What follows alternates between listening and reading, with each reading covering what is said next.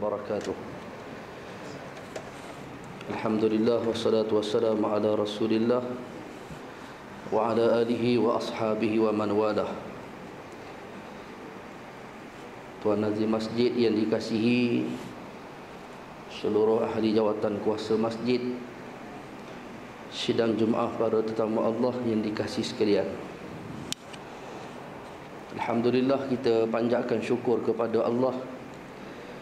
Allah izinkan untuk kita bertemu pada tengah hari ini, dan seterusnya untuk kita melunaskan tanggungjawab kita sebagai mukmin untuk sama-sama kita mendirikan solat fardu Jumaat. Ringkasnya sidang Jumaat sekalian, dalam kesempatan waktu yang ada sebelum kita menanti masuknya azan, memandangkan kita sangat hampir dan dekat dengan Ramadan Al-Mubarak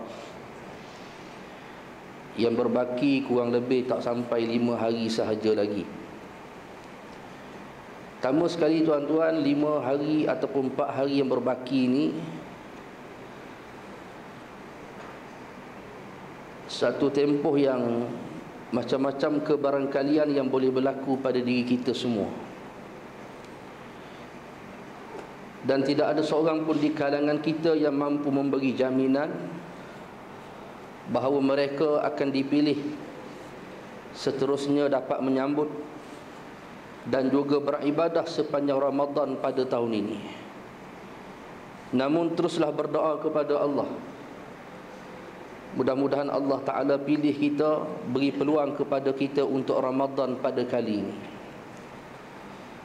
Oleh kerana kita dah nak sambut Ramadan, ada beberapa perkara yang perlu kita ambil cakna, ambil berat. Mudah-mudahan dengan harapan kita melangkah masuk dalam Ramadan ini, kita dapat menghargai dan memaknai kedatangan Ramadan Al-Mubarak itu sendiri, yang disebut oleh para ulama dalam satu bab isti'dad bi qudumi syahri Ramadan, persiapan sebelum kedatangan Ramadan Al-Mubarak. Apa sahaja yang kita buat dalam hidup ni tuan-tuan, kalaulah kita nak memastikan natijah apa yang kita lakukan dengan mendapat keputusan yang baik, maka kita akan buat persiapan. Anak-anak sebelum nak peperiksaan akan buat persiapan. Kita nak minta apa pekerjaan, sebelum nak pergi temunuga kita akan buat persiapan. Matlamatnya apa? Akan dapat natijah yang paling baik. Antara kita dengan Ramadan pun demikian. Kita nak dapat natijah baik keluar daripada Ramadan Al-Mubarak, maka perlu buat persiapan. Apa persiapan tuan-tuan? Saya nak sebut 5 ataupun 6 perkara secara ringkas.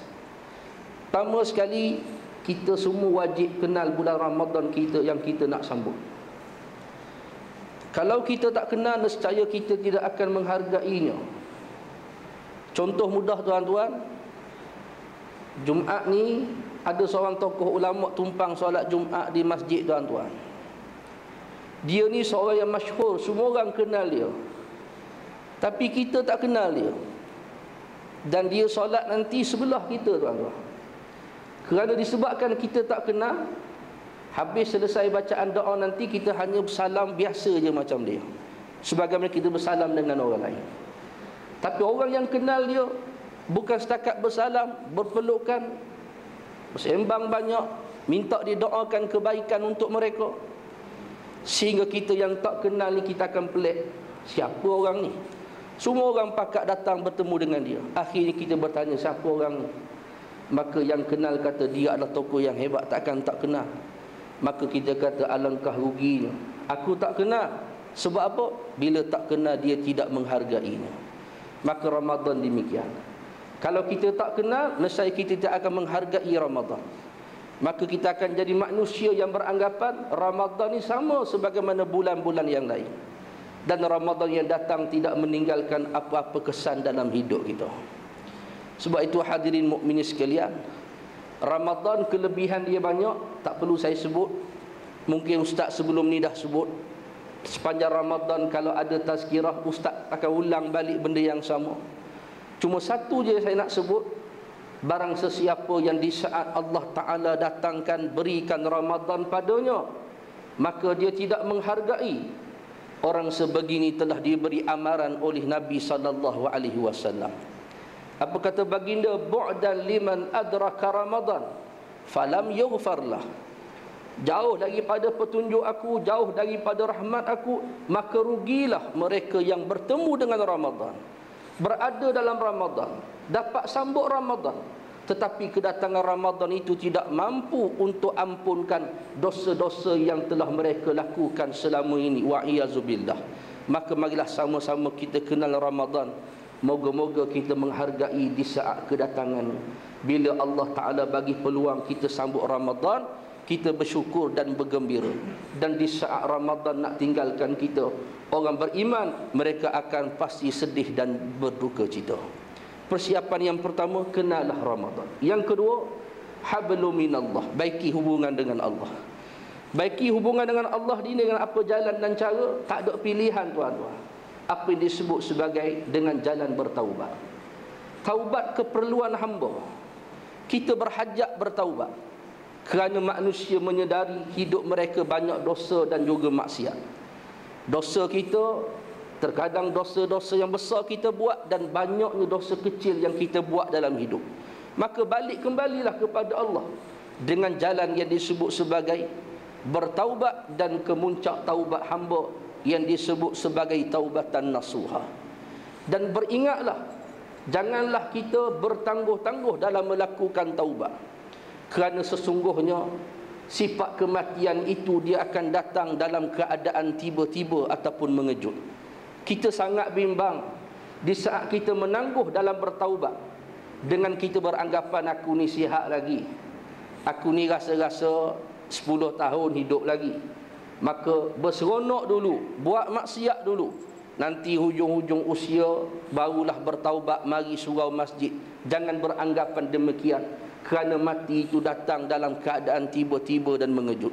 Sangat takut dan bimbang kalau kematian yang sifatnya mengejut datang nyawa kita di saat amal kita sedikit, maksiat yang banyak, dan dosa tak sempat kita minta ampun kepada Allah. Kalaulah sebaliknya, alhamdulillah, bertemu dengan Allah dalam keadaan amal yang baik, bertemu dengan Allah dalam keadaan sempat bertaubat, mudah-mudahan Allah Ta'ala jadikan pengakhiran kita dalam pengakhiran yang baik. Maka Nabi SAW pesan apa dia? Innamal a'malu bil khawatim. Sesungguhnya perjalanan kehidupan manusia itu dilihat pada akhir dan penghujungnya. Mudah-mudahan Allah Ta'ala hidupkan kita dalam keadaan beriman dan bertemu dengan Allah juga dalam keadaan seorang yang beriman, mudah-mudahan. Yang ketiga, apa benda yang kita kena buat? Baiki hubungan dengan Allah. Yang ketiga, wahablu minan nas, baiki hubungan sesama manusia. Banyak dosa kita tuan-tuan.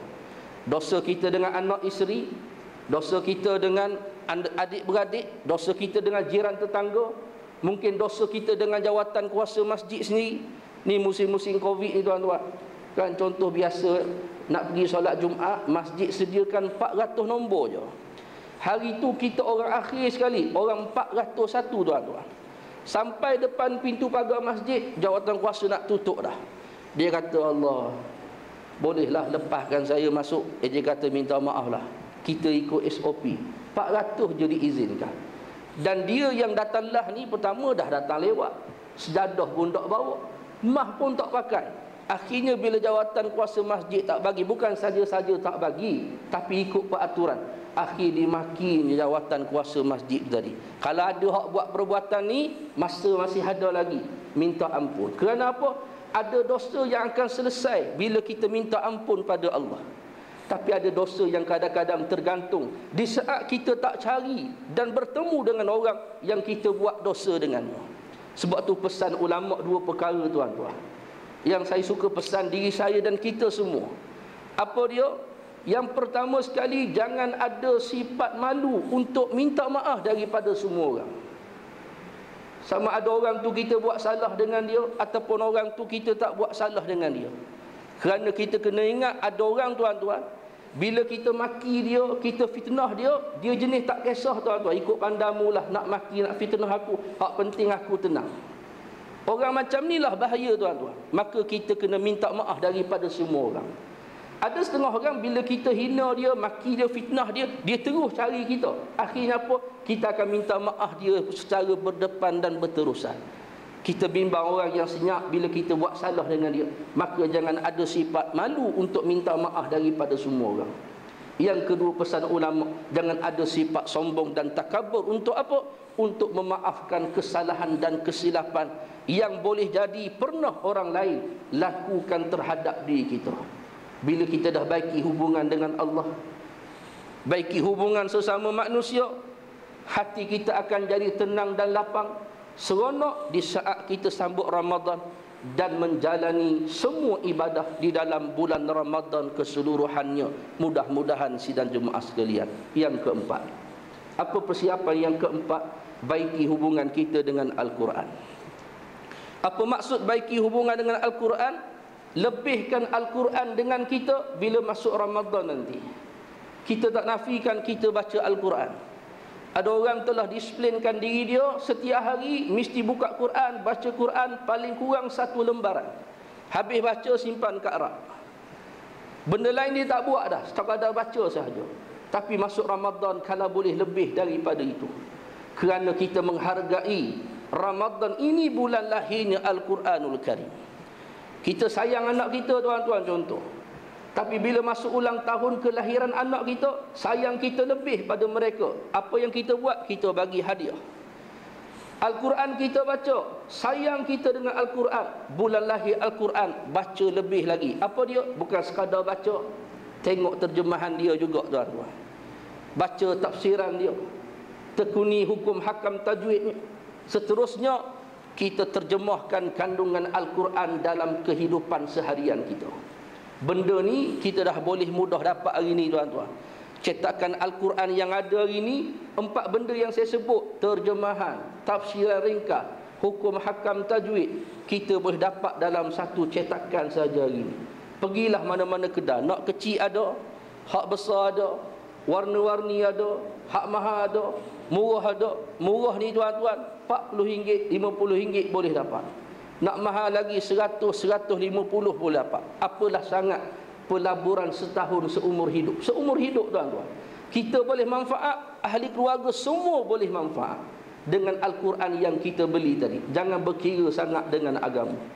Ni kadang-kadang selipar dan kasut yang letak kat kaki kita lebih mahal harga tuan-tuan.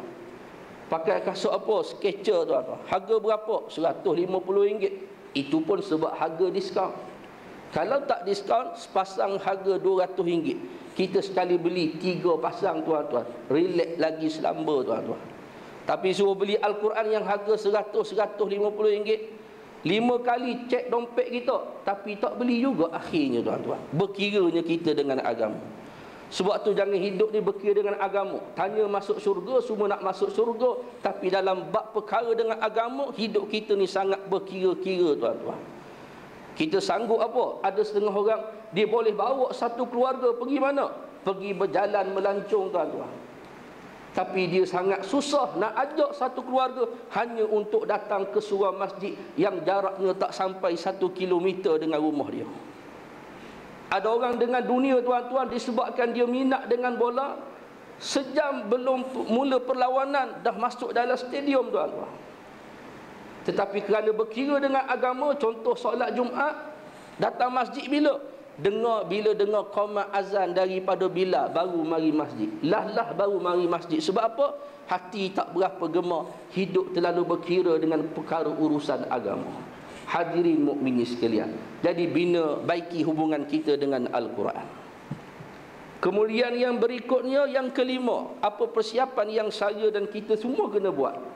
Yang kelima, tambahkan perbelanjaan harian kita bila masuk bulan Ramadan.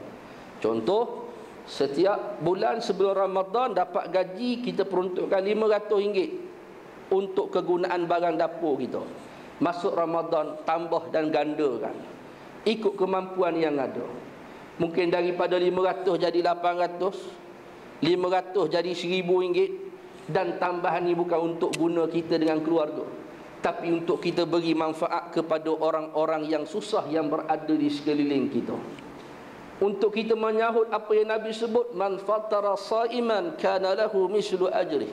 Barang siapa yang beri makan kepada orang berpuasa, maka dijanjikan pahala yang sama sebagaimana orang yang berpuasa itu dapat. Ada kemampuan boleh bagi tiap-tiap hari. Tak ada kemampuan mungkin seminggu 2 kali. Tak ada kemampuan paling kurang ambillah peluang sepanjang Ramadan sekali kita bagi makan orang berbuka puasa dengan mengikut kadar kemampuan yang kita ada. Dan suasana ni sangat subur dalam masyarakat kita umat Islam. Bukan setakat kalau kita pergi Mekah, Madinah dan juga di Mekah, Madinah saja, tapi di tempat kita suasana ni sangat subur. Ambil bahagian tuan-tuan. Kalau agak rasa kita tak sempat nak uruskan, bagi pihak pengurusan masjid yang uruskan. Walaupun SOP tahun ni agak sedikit berbeza. Difahamkan tak boleh nak berbuka, bersahur beramai-ramai. Tapi ada setengah masjid dia akan buat cara, contoh saya pergi satu masjid, dia kata siapa nak sumbang kita terima ustaz. Jadi kita akan gotong royong memasak, kemudian makanan tadi hasil sumbangan orang ramai kita akan bungkuskan. Kemudian jawatan kuasa masjid akan edarkan pada setiap rumah yang berada di taman berhampiran dengan masjid. Jadi peluang tu kita masih ada. Maka ambillah peluang dan kesempatan ini tuan-tuan. Dan yang keenam. Yang keenam, apa persiapan yang perlu kita buat tuan-tuan? Yang keenam antara persiapan yang perlu kita buat, iaitu tidak lain dan tidak bukan dengan apa yang disebut oleh para ulama, kita pakak-pakak jaga kesihatan kita. Mengapa ulama tekankan dalam bab kesihatan ni tuan-tuan? Kerana Ramadan puasa ibadah yang berkait dengan kesihatan. Kerana kata Ibnu Qayyim Al-Jauzi, ibadah ni ada 3 jenis, dan salah satu daripadanya yang dinamakan sebagai ibadah badaniyah. Ibadah yang bila kita nak buat, dia berhajatkan dengan tubuh badan kita sendiri. Maka puasa salah satu daripada jenis ataupun bentuk ibadah itu. Maka kalau kita sakit, mana mungkin dapat kita berpuasa sepanjang Ramadan. Walaupun di sana ada rukhsah, tapi lain suasana dan keadaannya. Mudah-mudahan sidang jemaah sekalian, kita minta kepada Allah supaya Allah Ta'ala pilih di kalangan semua kita yang hadir pada tengah hari ini, agar dapatlah kita bertemu dan menyambut bulan Ramadan Al-Mubarak pada tahun ini. Di samping kita mempersiapkan bekalan dan persiapan yang sebaik-baiknya untuk kita menyambut kedatangan Ramadan. Sebagaimana perjalanan hidup ini, sebelum kita nak bertemu dengan Allah, kita mesti buat persiapan. Bagi manusia yang gagal membuat persiapan bertemu dengan Allah, kata Sayyidina Abu Bakar, man dakhala ilal qabri bila zadin faka'annama dakhala ila bahri bila safinatin. Orang yang masuk dalam lubang kubur tanpa membawa amal bekalan, dia diumpamakan orang yang terjun di tengah lautan dan akhirnya mati kelemasan di tengah-tengah lautan. Maka kita dengan Ramadan demikian, kalau gagal kita membuat persiapan dan bekalan, maka kita bimbang Ramadan tidak akan mendatangkan apa-apa erti di saat kita melangkah masuk ke dalamnya. Apa-apa pun tuan-tuan, ketetapan Allah untuk kita dengan bulan Ramadan dalam masa waktu yang berbaki ini, yang saya sebutkan tadi, macam-macam kebarangkalian yang boleh berlaku. Boleh jadi Allah Ta'ala takdirkan tuan-tuan meninggal dunia, tuan-tuan tak sempat untuk sambut Ramadan, tapi Allah Ta'ala panjang umur saya seorang je. Dan boleh jadi juga sebaliknya, semua yang hadir tengah hari ini Allah Ta'ala panjangkan umur, dapat sambut Ramadan. Adapun Allah Ta'ala takdirkan usia saya tidak panjang dan tak sempat sambut Ramadan. Apa-apa pun, mudah-mudahan Allah Ta'ala jadikan pengakhiran kehidupan kita dengan pengakhiran yang paling baik, supaya mudah dan selamat kita bertemu dengan Allah Jalla Jalaluh. Cukup sekadar itu sahaja tuan-tuan.